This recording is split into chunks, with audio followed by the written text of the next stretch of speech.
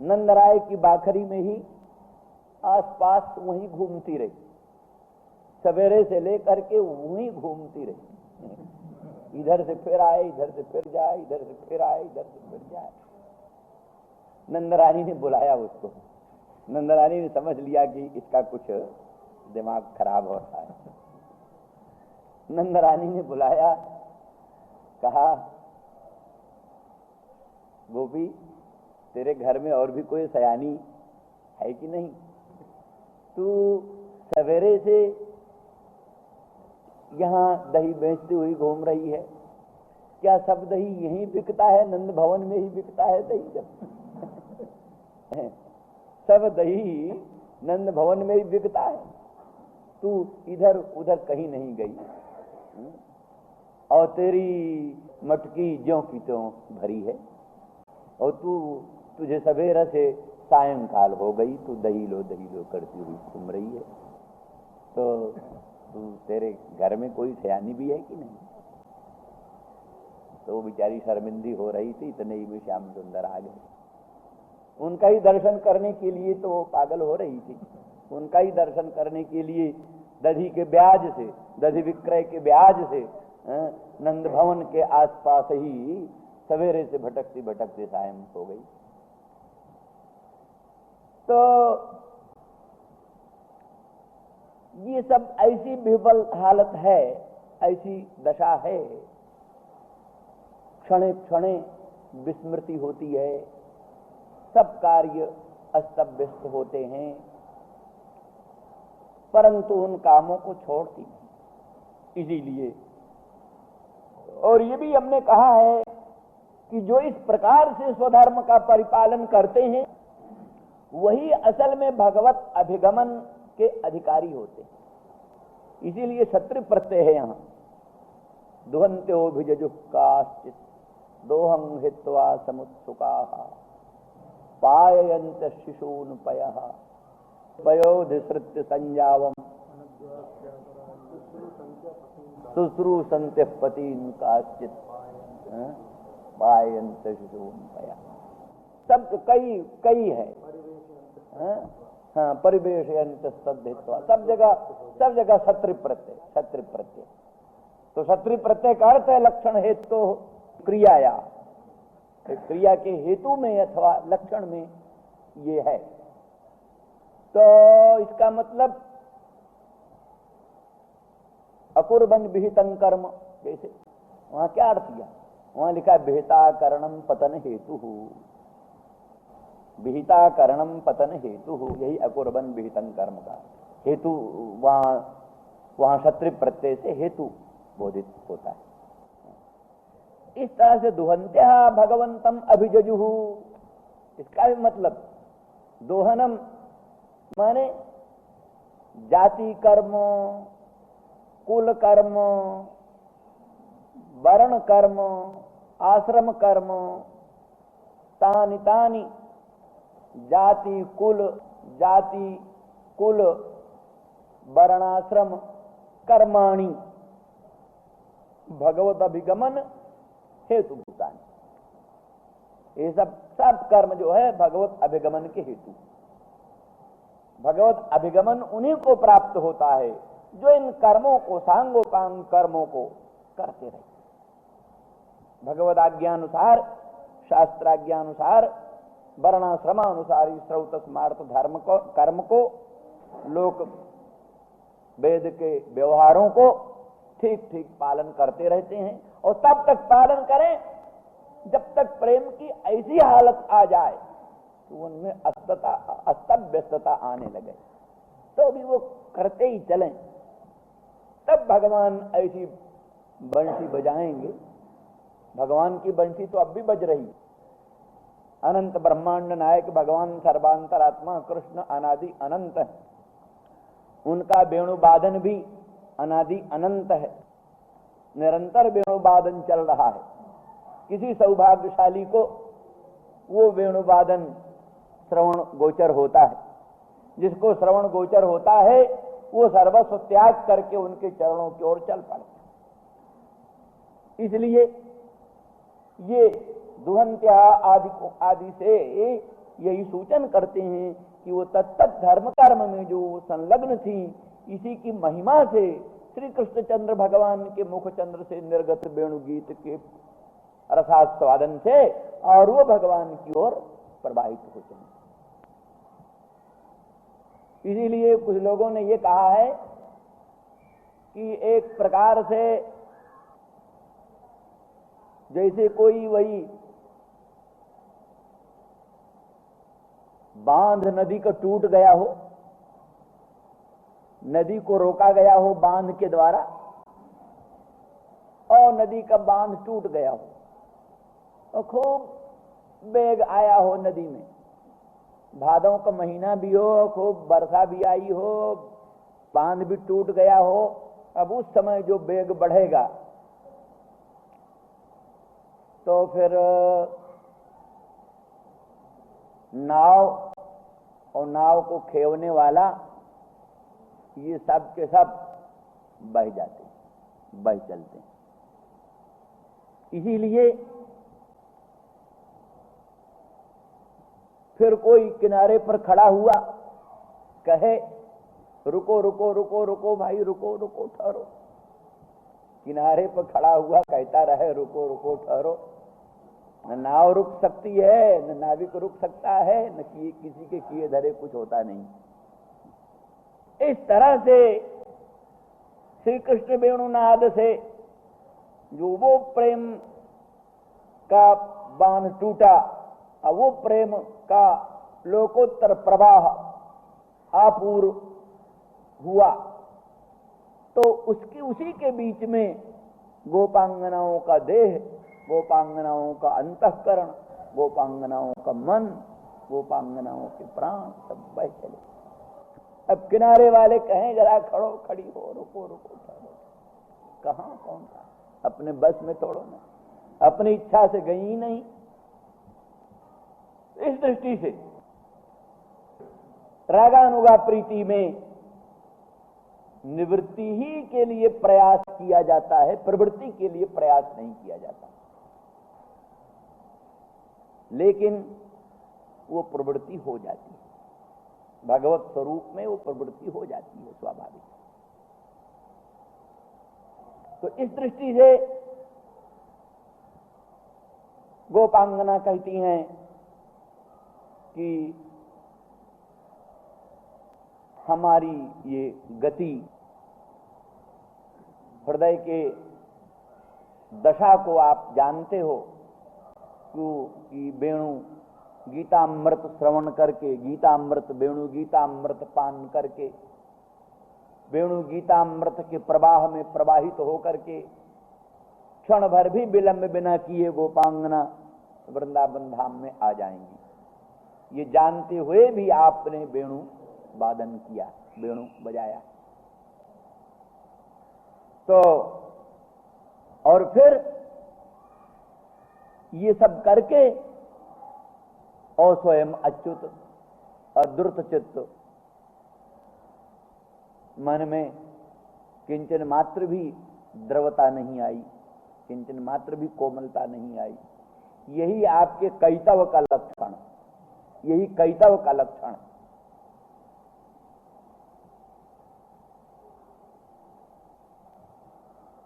था ये भी श्याम सुंदर, हमने अच्युत नाम आपका सुना था। संसार के संबंधों से प्राणी ऊब जाता है, एक बार नहीं, दो बार नहीं, 10 बार नहीं, लाखों बार, करोड़ों बार, अरबों बार संसार का संबंध भोगते भोगते नाको दम आ गई।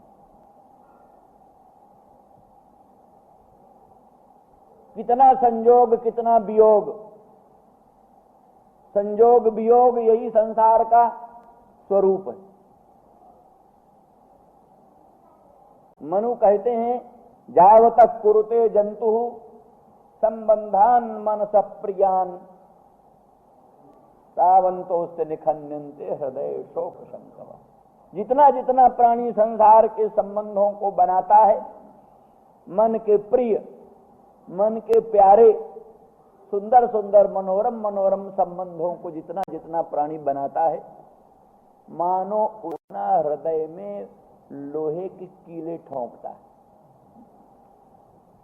शोक शंकवा, शोक के शंकु, खूंटे खूंटे या कीले। तो हृदय में, हृदय जैसे नाजुक चीज में,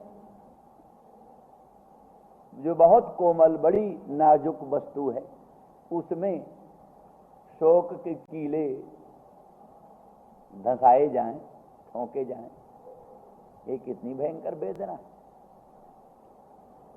तो जितने मन प्रिय लौकिक संबंध बनाए जाते हैं, उतना ही वो एक प्रकार की वेदना की सामग्री तैयार की जाती है।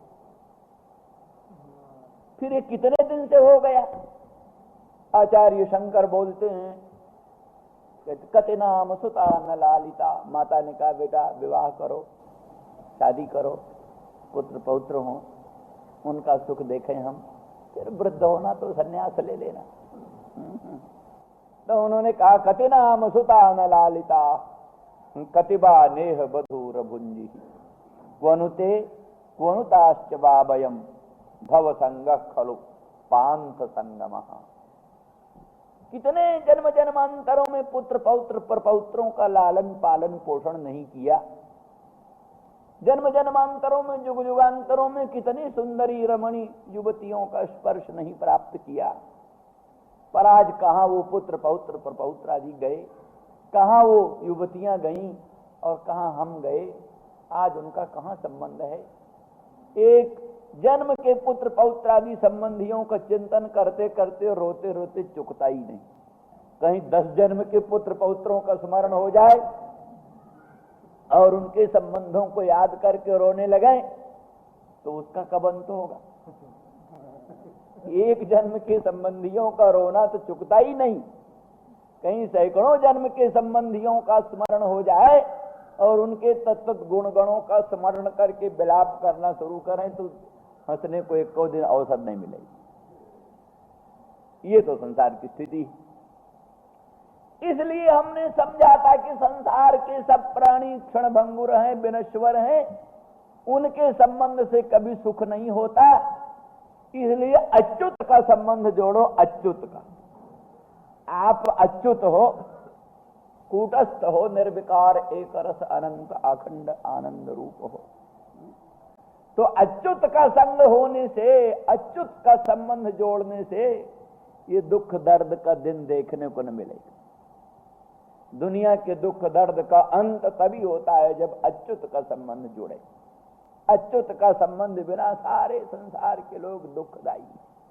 तो इसलिए गोपांगना कहती हैं, हे अच्युत, इस बड़ी आशा से, अच्युत के संबंध से कभी भी दुख दर्द का दिन देखने को नहीं आएगा। इस आशा से हम तो आपके चरणों में पतिसुतान्वय भ्रातृबान्धवान अति विलंघित अच्युताका।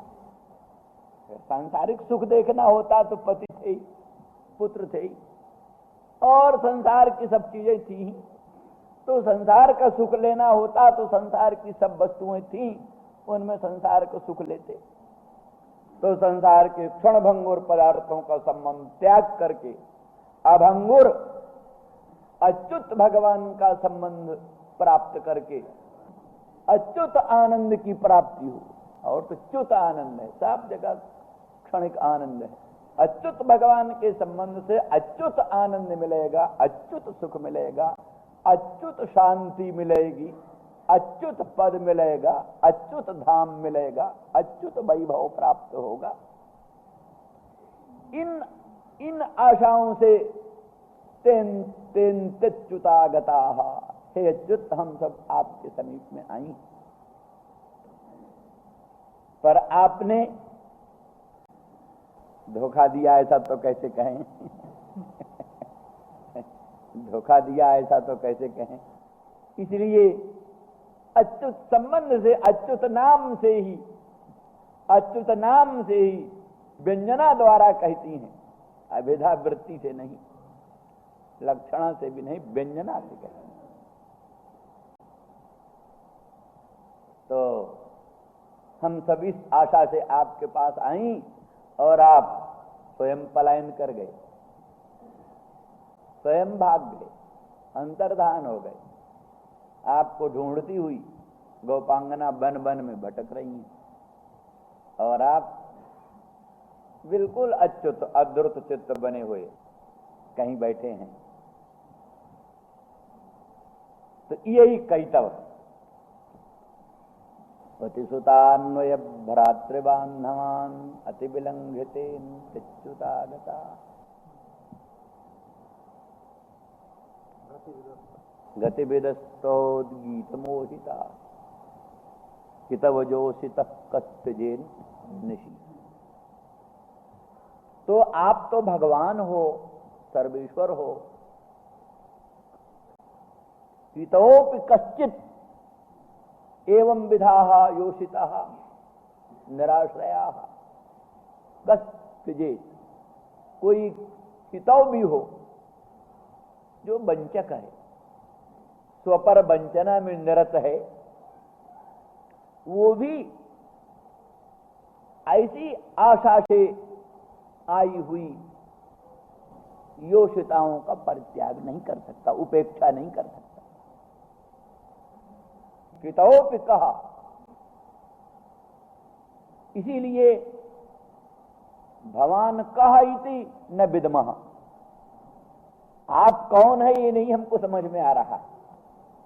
भगवान कहा इति न विद्मः, तो आप हो नहीं सकते, लेकिन भले मानुष हैं ये भी कहने में कठिनाई पड़ती है। इसलिए भगवान कहा आप कौन हैं इति न विद्मः। अथवा ये आया कि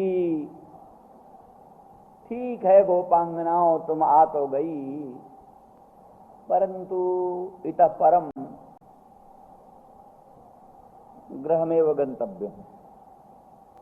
अब इसके बाद में अपने घर ही लौट जाओ, ये कहा भी है पीछे। तो बड़े दिव्य पातिव्रत धर्म का उपदेश किया है भगवान ने। प्रतियात ततो गृहान पति स्त्रीभिर्नहातव्य लोकेप्सु भी आपातकी। दुशीलो दुर्भगो, जड़ हो, रोगी हो, अधन हो, दुशील हो, कोई भी पति हो, कभी भी उसको नहीं छोड़ना चाहिए, उसका ही सदा सर्वदा अनुगमन करना चाहिए। पहले भी कहा है, अब भी वही याद दिला रही है। जैसे उस समय भी उत्तर दिया, यत्पत्य पत्य सुहृदा मनुवृत्ति रंग स्त्रीणाम स्वधर्म इति धर्म विदा स्वयोक्तम अस्वेव में तदुपदेश पदे स्वयी प्रेष्ठो भवांस्तनुभृतांग किल बंधुरात्मा। ये कहा ठीक है। धर्मशास्त्री जी महाराज, गोपांगना कहती धर्मशास्त्री जी महाराज। व्यंजना माने कैसे आप धर्मशास्त्री हैं। ना पृष्ठं कस्यचित् ब्रूयात् न चान्यायेन पृच्छतः। सिद्धांत को नहीं जानते, बिना प्रश्न किए धर्मशास्त्री को धर्मोपदेश नहीं करना चाहिए। धर्मोपदेश बेकीमत हो जाता है। आयत बायत चुंगी लगायत करते हुए जो घूमते हैं, उनसे लोग इलाज नहीं कराते थे। जो गाँव में घूमते हैं, आयत बायत चुंगी लगायत करते हुए, कोई उनकी दवाई नहीं करता। तो जो बिना पूछे धर्मोपदेश करता घूमता है, उसका धर्म कोई सुनता नहीं। तो आपसे हमने धर्म का प्रश्न तो किया नहीं, आप कृपा करके हमको धर्मोपदेश कर दें। नारी का क्या धर्म है आप हमको बता दीजिए। हमने कहा होता तो आप जरूर धर्मोपदेश करते। फिर भी अच्छा, ठीक है धर्मशास्त्री जी, आपने धर्मोपदेश किया, बहुत अच्छा। पत्य सुहृदाम अनुवृत्ति रंग स्त्रीणाम स्वधर्म इति धर्म विदातोक्तम। पति अपत्य सुहृद आदिकों की अनुवृत्ति करना, अनुसरण करना स्त्री का परम धर्म है। ये जो आप धर्म के रहस्यज्ञ ने कहा है तो बहुत अच्छा कहा है महाराज। पर धर्म विदा, हम ये तो नहीं कहती कि आप धर्म तत्व नहीं जानते, जरूर धर्म तत्व जानते हैं, धर्मविद हैं। और धर्मविद हैं तो फिर धर्म का वास्तविक रहस्य भी जानते होंगे। धर्म का वास्तविक रहस्य जानते होंगे तो फिर तमे तमात्मानम ब्राह्मणा यज्ञेन दानेन तपसा अनाशकेन विविदिशन्ति, ये श्रुति भी कभी सुना होगा, जरूर आपके कानों में आई होगी ये श्रुति। तमे तमात्मानम ब्राह्मणा यज्ञेन दानेन तपसा अनाशकेन विविदिशन्ति। ब्राह्मण लोग यज्ञ तप दान आदिकों से इस सर्वेश्वर सर्वाधिष्ठान स्वप्रकाश परब्रह्म को ही प्राप्त करने की इच्छा करते हैं। कई तरह का यहाँ शास्त्रार्थ है, अन्वय। इस्यमान वेदन में यज्ञ तप दान आदिकों का अन्वय है या साक्षात इच्छा के ही साथ यज्ञ तप दान का अन्वय है, ये शास्त्रज्ञों के शास्त्रार्थ। प्रधान नान्वेति, प्रधान से ही अन्वित होता है, तो इसलिए यज्ञ तपदान आदि का अन्वय प्रधान से होना चाहिए। और प्रधान प्रकृति प्रत्यय के मध्य में प्रत्ययार्थ का ही प्राधान्य होता है। प्रकृति प्रत्यय के मध्य में प्रत्ययार्थ का ही प्राधान्य होता है। इसलिए सन जो प्रत्यय है, प्रत्ययवाच्य जो इच्छा है, इच्छा का ही प्राधान्य है। तो इसलिए यज्ञ तप दान व्रत आदिकों के द्वारा भगवत प्राप्ति की इच्छा प्राप्त कर, विविदिशा भगवत वेदन की इच्छा, भगवत वेदन इच्छा, यही सब यज्ञ तप दानों का फल है। आपने खूब यज्ञ किया, तप किया, दान किया, व्रत किया, उसका परम फल क्या है? भगवत तत्व वेदन की उत्कट उत्कंठा पैदा हो जाए। जैसे बुभुक्षु को तीव्र बुभुक्षा उत्पन्न हो जाए, तीव्र बुभुक्षा, ऐसे ही तीव्र विविदिशा उत्पन्न हो जाए। विविदिशा भगवत तत्व वेदन की उत्कट उत्कंठा, यही परम पुरुषार्थ। अगर पक्की विविदिशा हो गई तो वेदन में भी कोई संदेह नहीं रहता। भाष्यकार ने बतलाया है कि जैसे किसी के सिर में अग्नि लग गई हो, सिर में दाढ़ी मोछा और सिर में अग्नि लग गई हो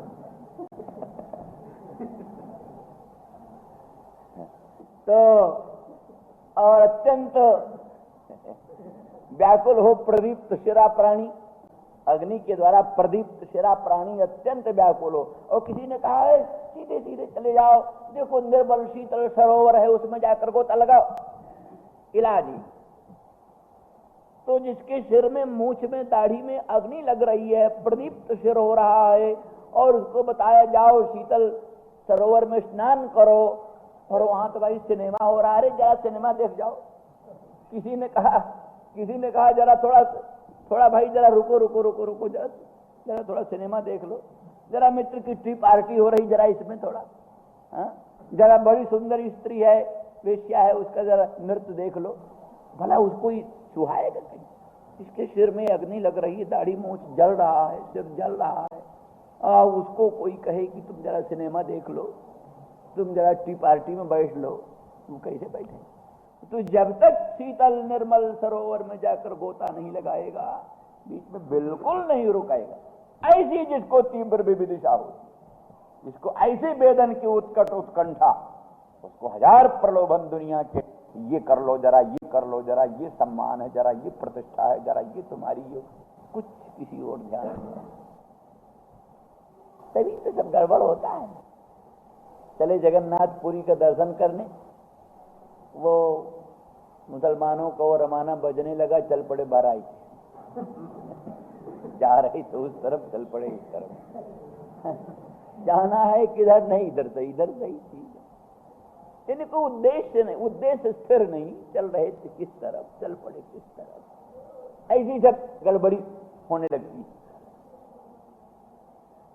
तो ये सब पूर्ण रूप से विविदिशा न होने के कारण इसलिए ब्राह्मण लोग यज्ञ द्वारा, तप द्वारा, दान द्वारा, व्रत द्वारा यही करते हैं कि भगवत तत्व वेदन के उत्कट उत्कंठा प्राप्त करते हैं। इस पक्ष में प्रत्यार्थ के साथ यज्ञ तप दान का अन्वय होता है।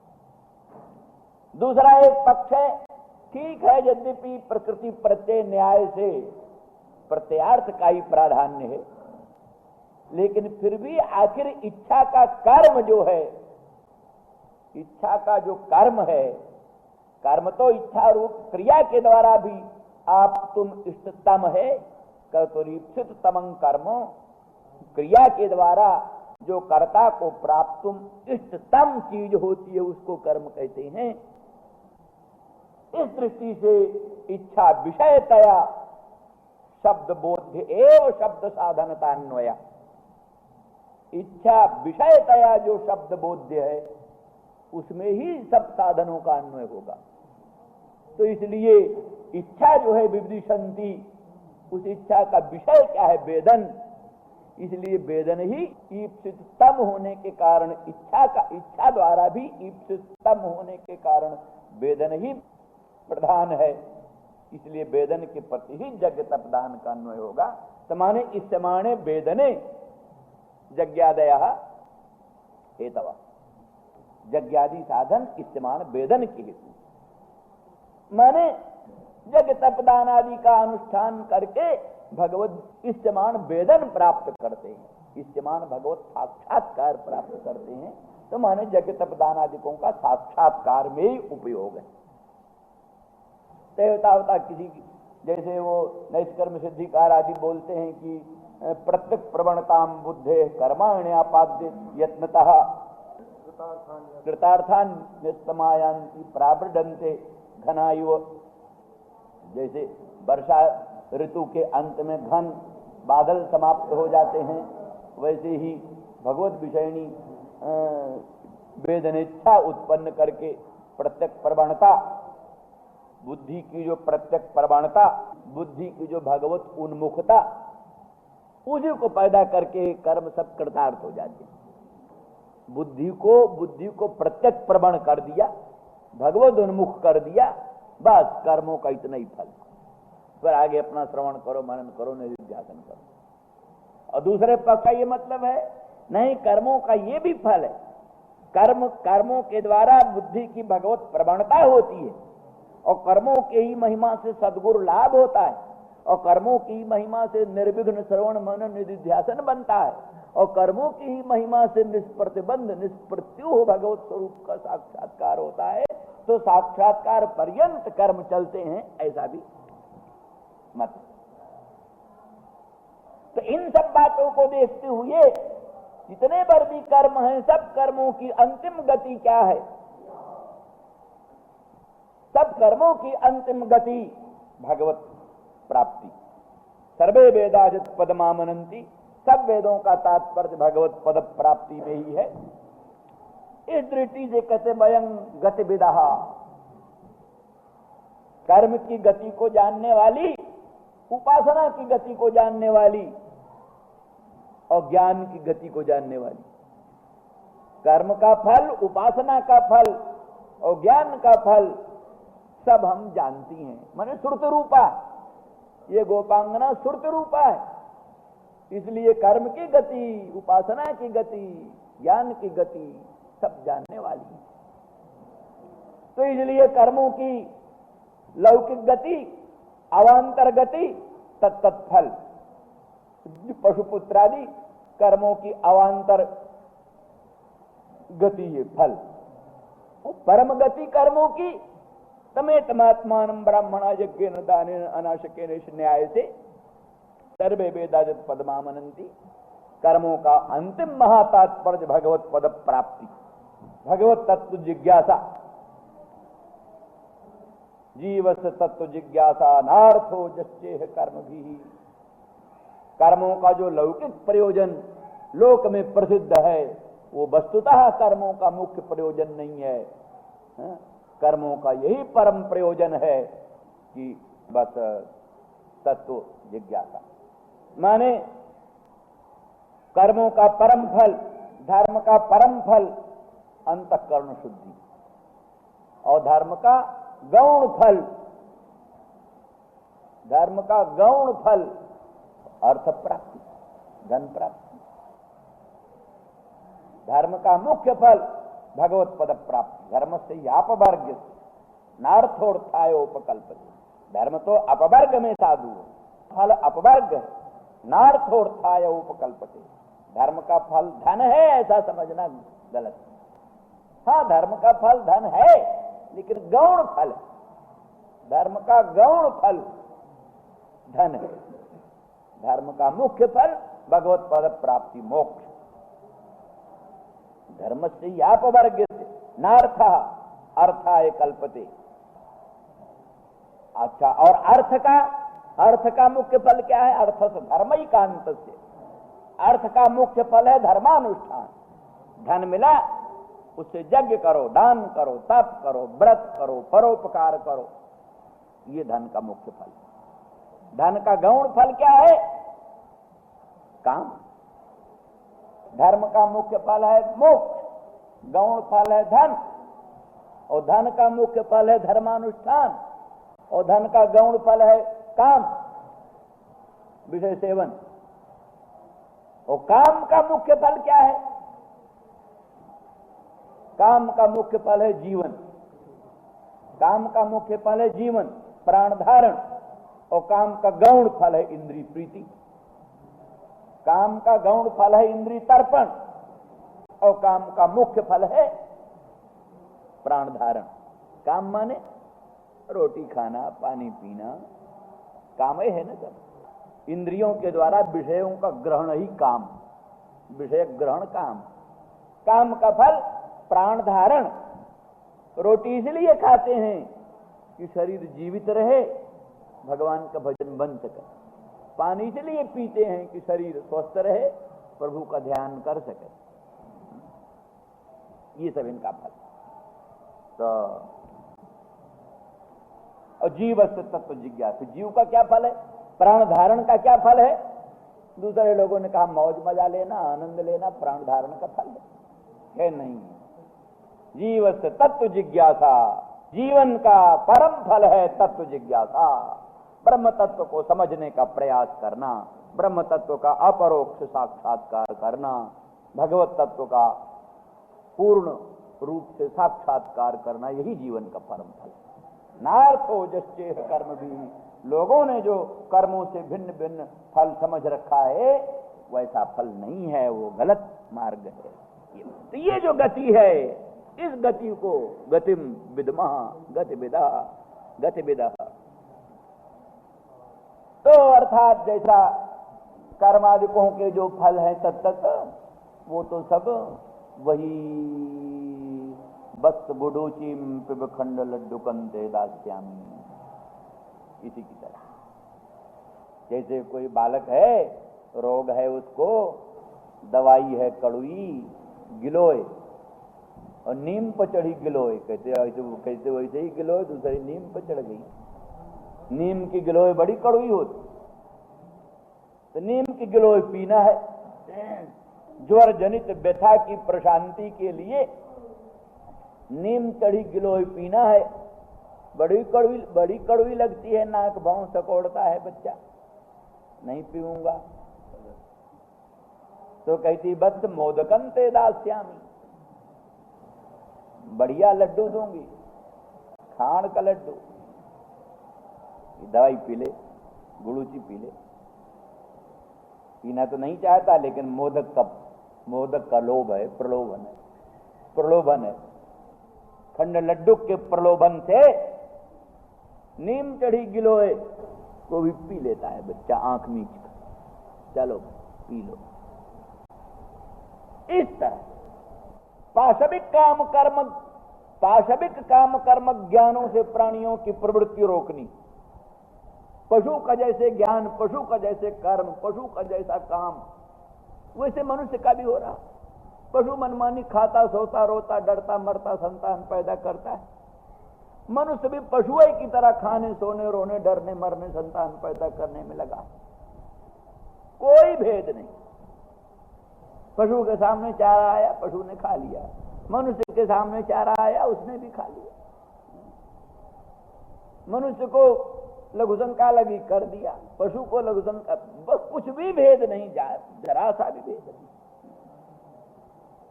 कुछ भेद नहीं। तो पशु में मनुष्य में क्या अंतर? आहार निद्रा भय मैथुन सामान्य में तो पशु नराना, खाना सोना रोना डरना मरना संतान पैदा करना पशुओं का मनुष्यों का एक जैसा, तो मनुष्य में पशु में क्या भेद? शास्त्र तो कहते धर्मो ही तेषाम अधिको विशेषः, धर्म ही मनुष्य की विशेषता है। मनुष्य शास्त्र नियंत्रित इंद्रियों को बनाए, उसके देह इंद्रिय मन बुद्धि अहंकार की प्रत्येक हलचलें शास्त्र से नियंत्रित हो, अनियंत्रित न हो, ये मनुष्य की विशेषता है।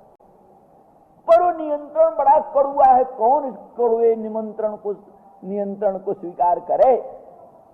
इसलिए श्रुति ने कल्याणमयी करुणामयी पुत्र वत्सला जननी से भी कोट गुणित अधिक हितैषिणी भगवती श्रुति ने कहा, बेटा तू अग्निहोत्र कर, दर्श पूर्णमास कर, चातुर्मास कर, ज्योतिषोम कर, वर्णाश्रमानुसारी श्रौत स्मार्त धर्म का अनुष्ठान कर, बेटा तुझे वो स्वर्ग देंगे, वो बढ़िया स्वर्ग मिलेगा, इंद्रलोक मिलेगा, हजारों अप्सराएं।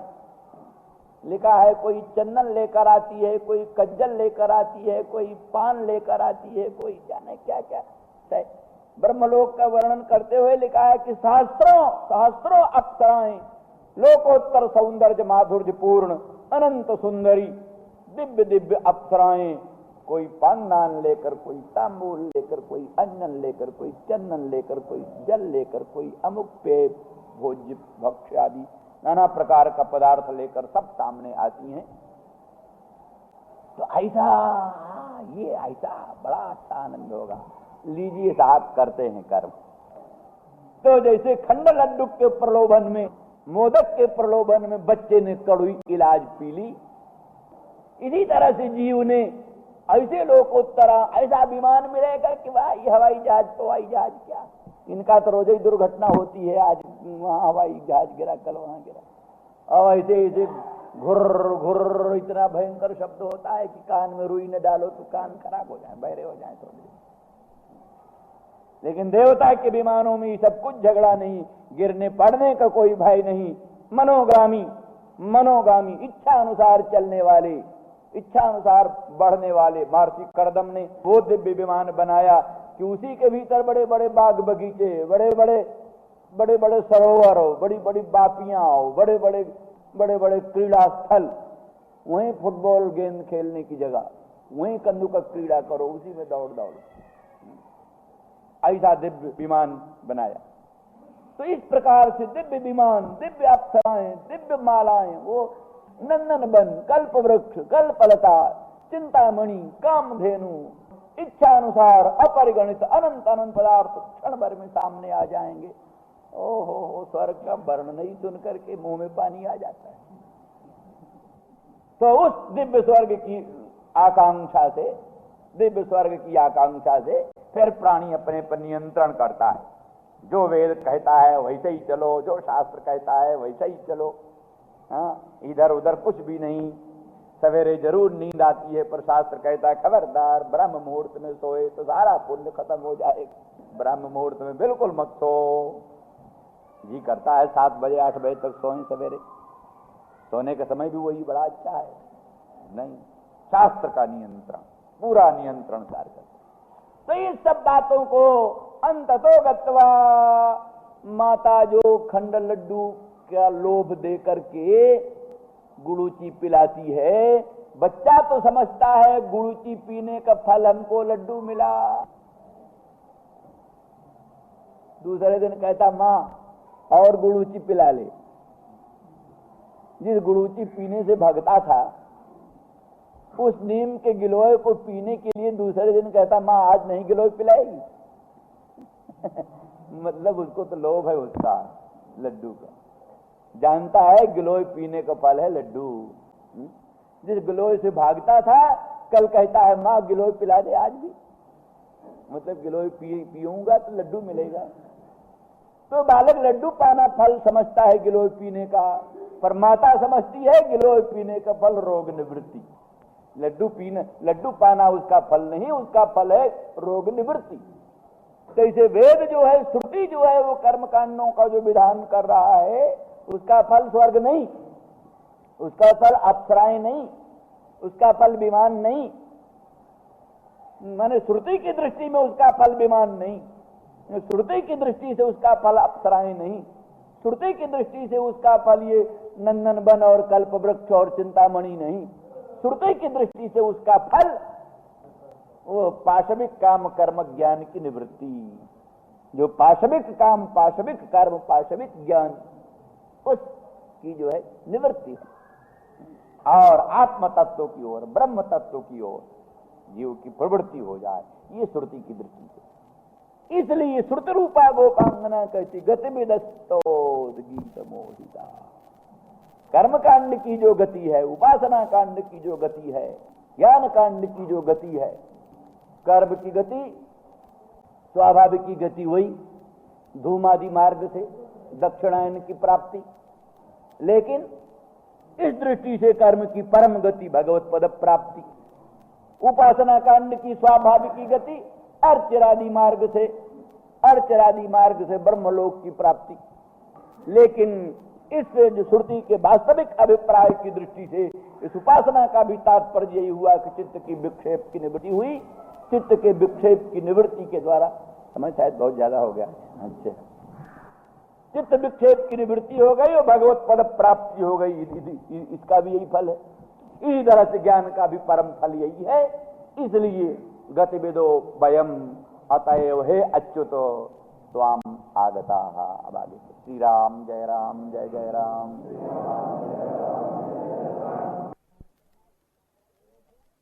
नायक प्रभु, उनकी उपासना करो तो दूध क्या, जो चाहो तो मिले।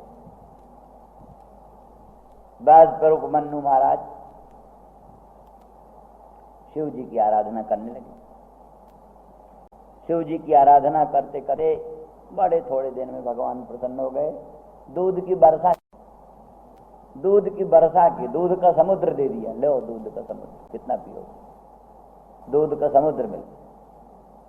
तो उपमन्यु का स्तोत्र है ये, उस उपमन्यु स्तोत्र के पाठ का ये फल है कि दूध मिले। अगर किसी को दूध पाने की इच्छा होए तो उपमन्यु स्तोत्र का पाठ, खूब दूध मिलेगा, कोई कमी नहीं। जय शंकर पार्वती पते मृषंभो शशिखंड मंडन। जय शंकर पार्वती पते मृषंभो शशिखंड मंडन। मदनांतक भक्त वत्सल प्रिय कैलास दया सुधाम्बुधे।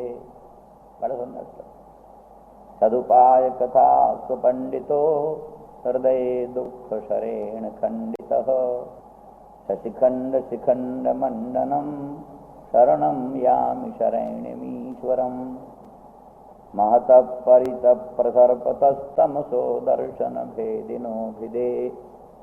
दिननाथैव स्वतेजसा हृदय व्योम्निमना बुदेहिनः। न भयन्तव चर्म चक्षुषा पदवीमप्युपवीक्षितुं क्षमा।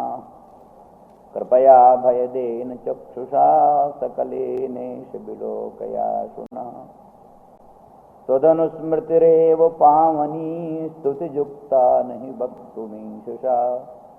मधुरं हि पयस्वभावतो ननु कीदृक्षित शर्करान्वितम्। सविशोऽप्यमृतायते भवान् शवमुण्डाभरणोऽपि पावनः। भव एव भवान्तकस्ततां समदृष्टिर्विषमे क्षणोऽपि सन्। अपि शूलधरो निरामयो दृढवैराग्यरतोऽपि राघवान्। अपि भैक्षचरो महेश्वरश्चरितं चित्रमिदं हि ते प्रभो। इतरत्यभिवाञ्छितं दृशा परिदृष्टः किल कल्पपादपः। हृदये स्मृतेव धीमते नमते भीष्टफलप्रदो भवान्। सहसैव भुजङ्गपाशवान् विनिगृह्णाति न यावदन्तकः। अभयं कुरु तावदाशु मे गतजीवस्य पुनः किमौषधैः। सविषैरिव भीमपन्नगैर्विषयैरे विरलं परीक्षतम्। अमृतैरिव संभ्रमेण माम विसिञ्चासु दयावलोकनैः। मुनयो बहवोऽद्य धन्यतां गमिता स्वाभिमतार्थदर्शिनः। करुणाकरजेन तेन मामवसन्ननुपस्य चक्षुषा। प्रणमाम्यथ जामि चापरं शरणं कं कृपणाभयप्रदं। विरहीव विभो प्रियामयं परिपश्यामि भवन्मयं जगत्। बहवो भवतानुकम्पिता किमितीशाननमानुकम्पसे। दधता किमु मन्दराचलं परमाणुः कमठेन दुर्धरः। अशुचिं यदि मानुमन्यते किमिदं मूर्ध्निकपालदामते। उत साक्ष्यमसाधु संगिनं विषलक्ष्मासिन किन्दुजुभद्रको। क्वदृशं विदधामि किं करोम्यनुतुष्ठामि कथं भयाकुलः। क्वनु तिष्ठसि रक्ष रक्ष मामयि शम्भो शरणागतोऽस्मि ते। शिव सर्वग विलुठाम्यवनौ किमाकुलः। किमुरोहन्मि शिरश्छिनद्मि वा किमुरोधिमिरारटीमि किं कृपणं मान्यदीक्षसे प्रभो। शिव सर्वग सर्वशर्मद प्रणतो देव दयां कुरुस्व मे। नम ईश्वरनाथ दिक्पते पुनरेवेश नमो नमोऽस्तु ते। शरणं तरुणेन्दुशेखरः शरणं मे गिरिराजकन्यका। शरणं पुनरेवताबुभौ शरणं नान्यदुपैमि दैवतम्। ये उनका है, तो बड़ा सुंदर है। वो कहते हैं अनन्यता प्रकट करते हैं। कहते शरणं तरुणेन्दुशेखर। कहते तरुणेन्दुशेखर माने तरुण चंद्रमा, माने द्वितीया का चंद्रमा। द्वितीया का चंद्रमा तरुण है, वृद्ध नहीं। पूर्णिमा वाला तो वृद्ध है। तरुण चंद्र का महत्व है, तो इसलिए तरुणेन्दु शेखर। तरुण इंदु चंद्रमा है, शेखर मस्तक का भूषण जिसका। ऐसे तरुणेन्दु शेखर भगवान भूत भावन शंकर, वही हमारा आश्रय है, वही हमारा रक्षक है। शरणं तरुणेन्दु शेखर शरणं में गिरिराज कन्यका। अथवा वो जो गिरिराज कन्या पार्वती भगवती अनंत ब्रह्मांड जननी, वही हमारी शरण है। शरणं में गिरिराज कन्यका शरणं पुनरेवताबुभौ। वही दोनों मेरी शरण। बस शरणं नान्यदुपैमि दैवतम। और देवता को हम नहीं जानते। गोस्वामी जी ने जैसे कई जगह कहा कि उस जीभ को काट डालें जो दूसरों का नाम ले, दूसरों का गुण वर्णन करे, वो जीभ को काट डालेंगे। तो ये इतनी अनन्यता रखते हुए भी गोस्वामी तुलसीदास जी और फिर गाइए गणपति जगवंदन, ये कहने लग गए गाइए गणपति जगवंदन। और शिव जी की महिमा गाने लगे, बावरो रावरो नाह भवानी। तो शंकर की वही महिमा खूब वर्णन करने लग गए। पार्वती की महिमा लिखते हुए क्या कहना, कलम तोड़ दिया। जय जय जय गिरिराज किशोरी, जय महेश मुख चंद्र चकोरी, जय गज बदन खड़ानन माता, जगत जनन दामिनी दुति गाता। भव भव विभव पराभव कारिणी, विश्व विमोहन सुबस बिहारिणी। देवी पूज पद कमल तुम्हारे, सुर नर मुनि सब हों सुखारे। ये जनक नंदिनी जानकी भगवती के द्वारा ऐसी स्तुति करा दिया। जनक नंदिनी जानकी भगवती इस प्रकार की स्तुति करती हैं भगवती पार्वती की। तो इसका मतलब यह है कि वो सिद्धांत से प्रच्युत नहीं होते, वो तो जानते हैं वस्तु एक। इसलिए वस्तुतः, इसीलिए फिर ये सब अब भगवान उपमन्यु बड़े वैष्णव भी थे, विष्णु के परम भक्त थे।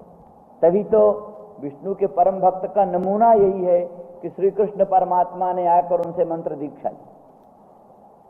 श्री कृष्ण भगवान ने आकर के उपमन्यु महर्षि से मंत्र दीक्षा लिया, क्योंकि वो उस समय सांब की उत्पत्ति के लिए जाम्बवती जो भगवान की पत्नी थी, उसने भगवान से अनुरोध किया कि महाराज हमको पुत्र चाहिए। पुत्र नहीं हुआ, बहुत दिन हो गया। तो फिर कहा भाई पे पुत्र चाहिए तो चलो उपासना करें, भगवान शंकर पुत्र देते हैं। पुत्र मिलना हो तो शंकर के पास चलो, शंकर से पुत्र मिलेगा। क्योंकि इच्छित फल बिनु शिव आराधे, गोस्वामी जी कहते हैं इच्छित फल बिनु शिव आराधे, लाइक कोट जोग जप साधे। बड़ा जोग करो, बड़ा जप करो, बड़ा तप करो, पर इच्छित फल की प्राप्ति बिना शिव की आराधना किए नहीं मिलती। तो जाम्बवती इच्छित फल की कामना है तो चलो फिर शिव जी की उपासना करें। चलो महाराज, किसके यहाँ चलें? तो पता लगाया तो इस समय सबसे बड़े महर्षि शिव जी के अनन्य भक्त उपमन्यु के आश्रम में गए भगवान कृष्णचंद्र जी, और उनसे मंत्र दीक्षा लिया विधिपूर्व। तो वशिष्ठ के शिष्य भगवान रामचंद्र बने। ये कोई एक जन्म के पुण्य का फल है? जन्म जन्मांतरों के, युग युगांतरों के, कल्प कल्पांतरों के पुण्य पुंज का फल है जो भगवान रामचंद्र राघवेंद्र भगवान महर्षि वशिष्ठ के शिष्य बने। वशिष्ठ ने उनको विद्या पढ़ाई, ज्ञान पढ़ाया, शस्त्र सिखाया, सब कुछ सिखाया, और गुरु जी कहकर बोलते थे, सामने जाकर चरणों में बैठते थे। ये अद्भुत सौभाग्य है। और संदीपनी महर्षि को यह सौभाग्य प्राप्त हुआ कि भगवान कृष्ण को उन्होंने भी 64 दिन पढ़ाया। 64 दिन पढ़ाया, 64 दिन में 64 कला सब पढ़ा दी। संपूर्ण वेद वेदांग जितना भर भी है पढ़ाया। पढ़ा करके फिर आशीर्वाद दिया, गुरु दक्षिणा भी उन्होंने दिया, अद्भुत गुरु दक्षिणा। उन्होंने आशीर्वाद भी बड़ा सुंदर दिया। तो ये सब पुण्यों का फल है। ईश्वर की तो लीला है, वो तो गुरु भी हैं, शिष्य भी हैं। भगवान तो सब कुछ है। सन्नां सजात जामानी भवन्तु परत्र, यही आशीर्वाद। सन्नां सजात जामानी। महर्षि संदीपनी ने कहा, हे कृष्ण, तुमने जो छंद पढ़ा है हमसे, वेद पढ़ा है, वो तुम्हारे पढ़े हुए वेद अजात जाम रहे, मन नित्य ताजे रहे, कभी निर्वीर्य न हो जाए। जात जाम शब्द जो है बासी भात में रूढ़ है। जो भात जो है बनाया गया, एक पहर बीत गया, उस पहर भर बीत गया जिस भात को बनाए हुए, उस भात को जात जाम कहते। पहर बीत गया जिसको बने हुए, वो जात जाम हुआ। जात जाम हो गया माने नीरस हो गया, सड़ियल हो गया। भागवत में लिखा है, जदद्य पच्यते यन्नं सायं तच्च विनश्यति। जो आज सवेरे अन्न पकाया गया, शाम तक खराब जा। उसी भात का बनाया हुआ शरीर कितने दिन तक स्थायी रहेगा? वैराग्य बतलाने के लिए कहा है। जिस भात से शरीर बना है, रोटी भात जो कुछ भी समझ लीजिए, अन्न जिस पकवान के भक्षण करने शुक्र शोणित बना, उसी शुक्र शोणित का परिणाम ये शरीर। तो जब शुक्र शोणित के निदान भूत भक्त आदिकों की यह हालत है कि सवेरे पकाओ शाम तक खराब जाए, तो उसी का बना हुआ शरीर कितना अभंगुर होगा, कितना नित्य होगा। तो ऐसे अर्थ में जात जाम शब्द का प्रयोग होता है, निर्वीर्य अर्थ में, गतरस अर्थ में, परजुषित अर्थ में। जो परजुषित चीज हो गई, निर्वीर्य हो गई, पूत हो गई, उसमें जात जाम शब्द का प्रयोग होता है। तो रूढ़ ऐसा हो गया कि जो भी निर्वीर्य वस्तु, शक्तिहीन वस्तु, उसमें जात जाम शब्द का प्रयोग होता है। तो कहा तुम्हारे छंद अजात जाम रहेंगे, माने नित्य बीर्जवत रहेंगे, नित्य ताजे रहेंगे, नित्य शक्तिशाली रहेंगे, कभी वो उनमें कमजोरी नहीं आएगी। जिस काम के लिए प्रयोग करोगे ठीक फल देंगे। ये सब मंत्रों की विशेषता होती। वासुदेवानंद सरस्वती थे दक्षिण में, वासुदेवानंद सरस्वती नर्मदा के तीर रहते थे, महाराष्ट्रीयन ब्राह्मण थे, ज्ञानी सन्यासी थे, महात्मा थे, जोगी थे, दत्तात्रेय के अवतार माने जाते थे, दत्तात्रेय के अवतार। तो उनकी आख्यायिका में है, उनकी गाथा में, गुरु के यहाँ पढ़ने जाते थे, बीच में कुछ जंगल पड़ता था। उस जंगल में एक दिन एक बाघ पड़ा था, शेर, बड़ा भयंकर शेर। तो देखे डरे। तो वेद मंत्र पढ़ते थे उन दिनों, तो मंत्र पढ़ते हुए गुरु जी ने बताया था कि ये मंत्र ऐसा है कि इस मंत्र से पढ़ करके जिस पर कुछ धूली मिट्टी पानी जो कुछ डाल दोगे वो निश्चेष्ट हो जाएगा। तो उनको कुछ नहीं आया, वहाँ धूली थी, धूली उधर फेंक दिया और भाग गए। भयभीत हुए और मंत्र आया और मंत्र याद करके धूली फेंका और भाग गए। तो उनको मालूम नहीं कि वहीं पड़ा होगा, लौटे तो बाघ जैसा के तैसा पड़ा, जैसा के तैसा पड़ा। तो लौट कर आए, गुरु से कहा, उन्होंने कहा भाई तुम्हारा संस्कार अच्छा है, तुम्हारा इस प्रकार के वेद में निष्ठा है, इसलिए तुम्हारे मंत्र में इतनी, दूसरे लोग भी तो मंत्र पढ़ते हैं, दूसरों में ऐसी शक्ति कहाँ आती। तो इसलिए वो विशेष बात। तो इसलिए अजात जाम जो छंद होते हैं उनका यही अर्थ होता है कि जिस लिए वो विहित हैं और जिस काम के लिए वो प्रयुक्त हों उसमें अबंध्य हों, उसमें सफल हों, यही अजात जाम का है। तो अस्तु, प्रासंगिक बात आ गई। तो कहने का अभिप्राय इस तरह से जो है सो ये सब बड़े सौभाग्य की बात होती है। ईश्वर तो भाई गुरु भी है, शिष्य भी है, स्त्री भी है, पुरुष भी है, सब कुछ है। लेकिन ईश्वर जिस रूप में जिसको प्राप्त हो उसी रूप में अच्छा है। हाँ? तो जिनको भगवान पुत्र रूप में किसी को प्राप्त होए, पुत्र रूप में किसी को प्राप्त हुए, किसी को पति रूप में भगवान प्राप्त हुए, किसी को पिता रूप में भगवान प्राप्त हुए, किसी को गुरु रूप में भगवान प्राप्त हुए, किसी को शिष्य रूप में भी भगवान प्राप्त हुए। अयोध्या के क्या नाम तिवारी जी थे, उमापति जी तिवारी, बड़े महात्मा गृहस्थ, सदगृहस्थ थे, प्रसिद्ध थे, सिद्ध थे। सब वहां के बैरागी महात्मा लोग, संत लोग होते थे, लेकिन उनका सब सम्मान करते तिवारी जी का। वो अपने को वशिष्ठ समझते, हम वशिष्ठ। उनके मंदिर में, मंदिर है उनका बड़ा जबरदस्त मंदिर, राम का मंदिर, शिव जी भी वहां होते थे। स्मारक हैं वो, स्मारक अपना भस्म त्रिपुंड आदि भी लगाते हैं और मंत्रोपदेश राम का करते हैं, कृष्ण का भी करते हैं, शिव का भी करते हैं। तो उनके यहाँ भगवान राम उसी रूप में रहते हैं, शिष्य के रूप में। तो उसी प्रकार से भगवती जनक नंदिनी जानकी, कहते एक बार चूड़ी पहनाने वाली आई, चूड़ी पहनाया, तो घर की औरतों को, बहुओं को पहनाया। भगवती जनक नंदिनी जानकी भी पहुंच गई, हमको भी चूड़ी पहनाओ। उसने उनको चूड़ी पहनाया, बड़ी अच्छी, बड़ी सुंदर सुंदर चूड़ी। उसने आकर कहा, महाराज हमने घर में बड़ी बहू को चूड़ी पहनाया, मंझली बहू को चूड़ी पहनाया और एक छोटी बहू को भी चूड़ी पहनाया, उन्होंने ये चूड़ी पहना है और बहुत अच्छी चूड़ी पहनी, उसका दाम हम ये लेंगे। विद्यार्थी लोग कहने लगे, कहाँ कौन छोटी बहू है, कौन छोटी बहू है? तो जो तिवारी जी ने कहा, नहीं नहीं ठीक है, उसको दो, जो मांगती है दे दो। और छोटी बहू भगवती जनक नंदिनी जानकी हैं। देखो जाकर मंदिर में जाकर देखा तो बड़े सुंदर सुंदर वही चूड़ियाँ उनके हाथ में पहनी हुई। तो इस प्रकार से प्रत्यक्ष चमत्कार थे और वो स्वयं मानते थे। एक बार कभी विवाद पड़ गया कि आया ये है गुरु, वशिष्ठ गुरु हैं कि इनको ऐसे ही अपने अहंकार लिए बैठे हम वशिष्ठ गुरु वशिष्ठ गुरु। तो किसी समय परीक्षा हुई, बहुत सब महात्मा लोग, सदगृहस्थ लोग, सब लोगों ने ये हुआ कि भाई परीक्षा लेनी चाहिए, कैसे परीक्षा हो। तो उन्होंने फिर जो है तो ये किया कि अपना पादोदक, अंगूठा लगा करके चरणोदक रख दिया भगवान के मंदिर में।